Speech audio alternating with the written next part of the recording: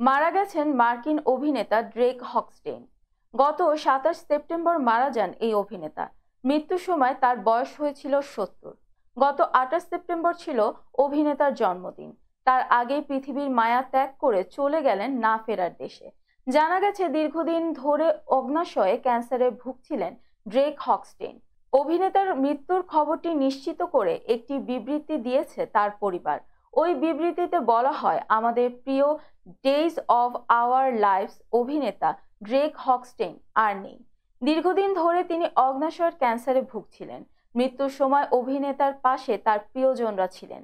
দীর্ঘ 38 বছর ধরে টেলিভিশন ধারাবাহিক ডেইজ অব আওয়ার লাইফস এ অভিনয় করেছেন ড্রেক হক্সটেইন।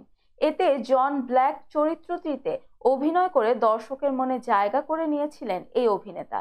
গণমাধ্যমকে ডেইজ অব আওয়ার লাইফসের প্রযোজক কেন কর্ডে বলেন, অভিনেতার প্রয়াণ সকলের জন্যই কষ্টের।